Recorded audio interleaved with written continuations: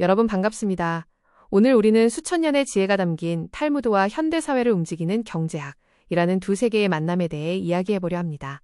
현대 경제학의 교과서를 펼쳐보면 우리는 수많은 공식과 그래프를 마주하게 됩니다. 하지만 그 속에서 주인과 노예, 부모와 자식, 혹은 남편과 아내 사이의 따뜻한 도덕적 관계를 찾아보기란 쉽지 않습니다.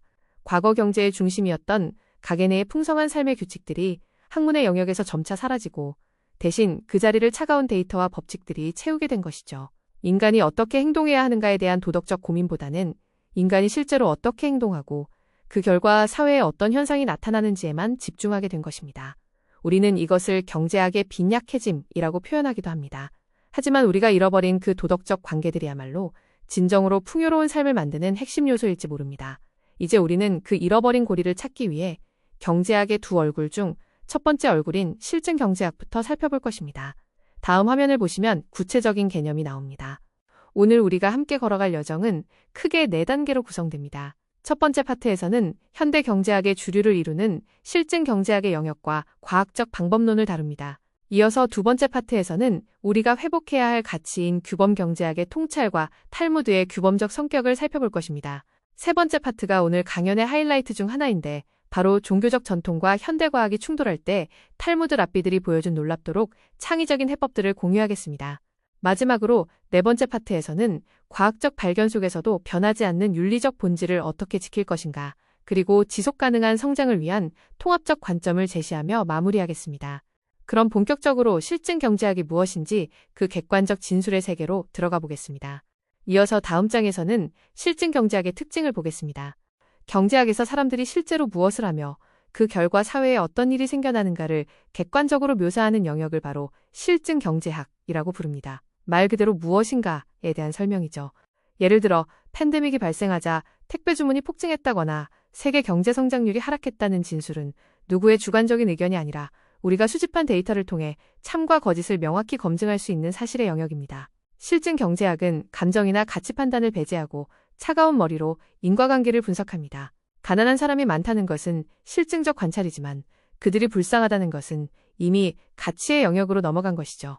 현대 경제학이 과학으로서 인정받을 수 있는 이유도 바로 이처럼 검증 가능한 데이터를 바탕으로 세계를 설명하기 때문입니다. 하지만 사실만으로는 우리가 세상을 어떻게 살아가야 할지에 대한 답을 주지 못합니다. 그래서 우리는 과학적 방법론이라는 절차가 어떻게 작동하는지 이해해야 합니다. 다음 화면을 보시죠. 경제학자들은 자연과학자와 마찬가지로 4단계의 과학적 방법을 사용합니다.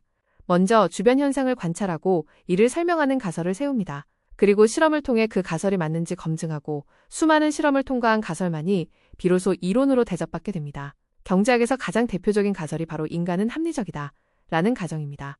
소비자는 만족을 극대화하고 기업은 이윤을 극대화한다는 이 가정은 사람들이 정말 합리적인지 묻는 것이 아니라 그 가정을 통해 얻은 예측이 실제 관찰된 사실과 일치하는지를 통해 검증됩니다.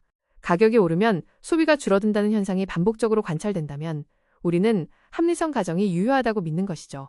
경제학자의 실험실은 바로 우리 주변의 세계 그 자체이며 때로는 2008년의 금융위기와 같은 실제 사건이 발생할 때까지 기다리며 데이터를 수집하기도 합니다. 자, 지금까지 우리는 사실과 과학의 영역을 보았습니다. 그렇다면 이제 우리는 어떻게 살아야 하는가? 라는 가치의 영역으로 시선을 옮겨야 합니다. 이어서 다음 장에서는 규범 경제학에 대해 알아보겠습니다. 실증 경제학이 세상을 묘사한다면 규범 경제학은 세상의 조언을 건넵니다. 무엇을 어떻게 해야 한다는 가치와 신념에 대한 진술이죠. 예를 들어 부자에게 더 많은 세금을 부과해야 한다거나 정부는 인플레이션을 반드시 완화해야 한다는 주장은 단순히 데이터로 맞고 틀림을 증명할 수 없습니다. 이것은 옳고 그름의 문제가 아니라 우리가 무엇을 더 가치 있게 여기느냐에 따른 선택의 문제입니다. 누군가에게는 공평함이 최우선일 수 있고 누군가에게는 효율성이 더 중요할 수 있습니다. 그래서 규범 경제학은 정책 당국자나 유권자 그리고 이념가들의 영역이 됩니다. 무엇을 해야 하는지 주장하기 위해서는 내가 무엇을 가중치 있게 여기는지 주관적인 판단이 선행되어야 하기 때문입니다. 흥미로운 점은 실증 경제학이 규범 경제학의 강력한 도구가 된다는 것입니다. 결과를 예측하지 못하면서 어떤 행동을 취하라고 말할 수는 없으니까요. 이제 우리는 이 가치의 영역을 가장 깊게 다루는 고대의 지혜, 탈무드로 눈을 돌려보겠습니다. 다음 화면을 보시면 탈무드의 독특한 시각이 보입니다. 현대 경제학이 윤리와의 작별을 고하고 중립적인 위치를 지키려 노력하는 것과 달리 탈무드와 고대 철학자들은 경제를 철저히 윤리적 영역으로 이해했습니다. 그들에게 경제적 합리성이란 단순히 돈을 많이 버는 기술이 아니라 좋은 삶이라는 목적을 달성하기 위한 수단이었습니다. 고대 그리스의 오이코노미코스 전통에서 볼 수 있듯 칭찬할 만한 목적을 향해 행동할 때만 비로소 경제적으로 합리적이라고 간주했던 것이죠. 현대인들이 자원의 희소성 때문에 경쟁하는 것을 당연하게 여긴다면 탈무드의 현자들은 이미 풍요로운 세상에서 어떻게 하면 가치 있는 삶을 영위할 것인가를 고민했습니다. 중세까지도 경제학은 윤리학의 일부였으며 모든 경제활동은 신앙적 목적 아래에 있었습니다. 탈무드는 우리에게 묻습니다. 당신이 얻은 재물이 당신을 더 나은 인간으로 만들고 있습니까? 라고 말이죠. 이러한 규범적 지침은 유대인의 실천 율법인 할라카를 통해 더욱 구체화됩니다. 이어서 다음 장에서는 할라카와 경제적 결정의 관계를 보겠습니다. 유대인의 삶을 규정하는 율법, 할라카는 경제적 주체의 모든 결정에 관여합니다. 단순히 기도를 어떻게 할지가 아니라 직원을 어떻게 대우하고 상거래에서 어떻게 정직할지를 규정하죠. 할라카적 관점에서 부의 축적은 그 자체로 목적이 아니라 신의 뜻을 지상에서 구현하기 위한 책임입니다. 공정한 도량형을 사용하고 가난한 자를 위한 11조를 내는 것은 선택이 아닌 법적 의무였습니다. 이러한 시스템은 경제적 효율성보다 공동체의 존속과 인간의 존엄성을 우선시합니다. 현대 경제학이 놓치고 있는 어떻게 살아야 하는가에 대한 구체적인 매뉴얼을 제공하는 셈이죠. 하지만 여기서 질문이 생깁니다. 수천 년 전의 율법이 현대의 정교한 경제과학과 충돌할 때는 어떻게 해야 할까요? 종교적 신념과 과학적 사실이 부딪히는 지점, 그 긴장감 넘치는 갈등을 다음 파트에서 다루어 보겠습니다. 다음 화면을 보시면 그 충돌의 현장이 나타납니다. 종교적 가르침과 경제과학이 가장 정면으로 충돌하는 지점 중 하나가 바로 가격 통제입니다. 탈무드에는 고통받는 사람들을 돕기 위한 도덕적 근거로 가격을 통제하는 규정들이 있습니다. 하지만 현대 경제 이론은 냉정하게 말합니다. 가격을 억지로 누르면 주택 공급이 줄어들고 결국 빈곤층의 처지는 더 악화될 것이다 라고요. 이것은 과학적 사실과 종교적 윤리의 충돌입니다. 이런 상황에서 탈무드는 어떻게 대응했을까요? 놀랍게도 탈무드는 종교 전통은 무조건 옳으니 과학이 틀렸다고 고집부리지 않았습니다. 그렇다고 해서 소중한 종교적 가치를 통째로 포기해버리지도 않았죠. 그들은 제3의 길을 찾았습니다.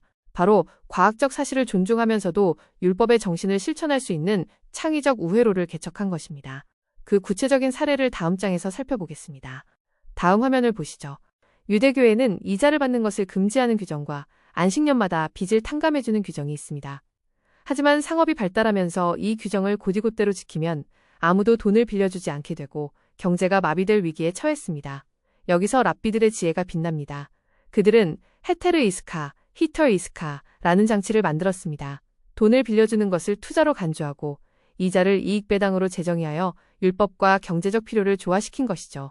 또한 랍비 힐렐은 안식년의 빚탕감 때문에 가난한 사람들이 대출을 못 받게 되자 개인의 부채를 사법당국으로 이전시키는 프로츠불 제도를 도입했습니다. 법을 어기지 않으면서도 법이 추구하는 근본 목적인 약자 보호를 실천한 것입니다.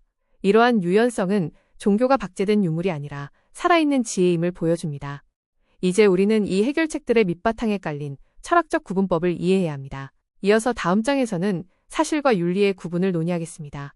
탈무드의 현자들은 매우 겸손했습니다. 그들은 자신들이 천문학이나 의학 문제에서 틀릴 수 있다는 것을 인정했습니다. 10세기 바빌로니아의 쉐리라 가온은 랍비들은 의사가 아니었다. 그들의 치료법에 무조건 의존하지 말라고 썼습니다. 위대한 철학자 마이모니데스 역시 랍비들이 당시에 부족한 과학 지식 때문에 틀린 말을 했을 수 있다고 보았습니다. 여기서 중요한 통찰이 나옵니다. 특정 윤리 이론이 당시에 잘못된 과학적 사실에 기초하고 있었다면 사실이 바뀌었을 때 그 사실은 버리되 윤리적 본질은 지켜야 한다는 것입니다. 예를 들어 주택가격 통제가 주택가용성을 높인다는 사실이 틀렸음이 밝혀지더라도 가난한 이들에게 적정 가격의 집을 제공해야 한다는 윤리적 핵심은 여전히 살아남아야 합니다. 우리는 과학적 증거를 수용하면서도 그 도덕적 의미를 더 깊이 고민해야 합니다. 이제 마지막 파트에서 이 논의를 마무리하겠습니다. 다음 화면을 보시면 결론으로 이어집니다.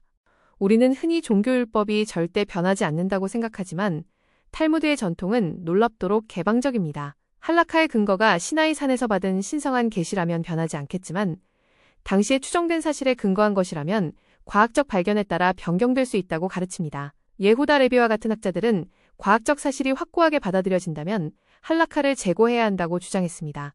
물론 과학자들의 마음도 수시로 바뀌기에 서두르지는 않지만 수년에 걸쳐 입증된 사실 앞에서는 겸허히 율법을 현대에 맞게 재해석해온 것이 탈무드의 힘입니다.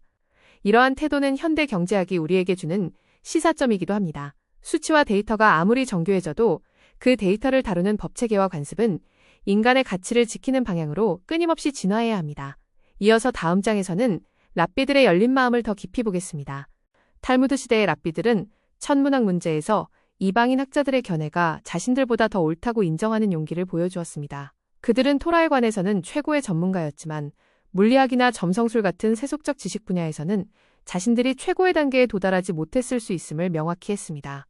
이것은 우리에게 큰 교훈을 줍니다. 종교가 과학적 사실 자체를 부정하면서 자신의 정당성을 주장하는 것은 위험하다는 것이죠. 대신 과학이 밝혀낸 사실의 도덕적 의미를 어떻게 해석할 것인가에 집중해야 합니다. 임대료 통제가 주택 공급을 줄인다는 사실을 받아들이되 그렇다면 공급을 줄이지 않으면서 가난한 이들을 도울 다른 도덕적 방법은 무엇인가를 고민하는 것이 바로 탈무드적 대응입니다. 이제 이 모든 논의를 종합하여 결론을 맺겠습니다. 이어서 다음 장에서는 통합적 관점을 제시합니다. 긴 여정을 마무리하며 다시 처음으로 돌아가 보겠습니다. 현대 경제학이 실증적 분석 도구를 고도화하며 과학적으로 눈부신 발전을 이룬 것은 분명한 축복입니다. 하지만 그 과정에서 잃어버린 풍성한 삶의 규칙과 도덕적 관계는 우리 사회에 깊은 소외를 낳았습니다.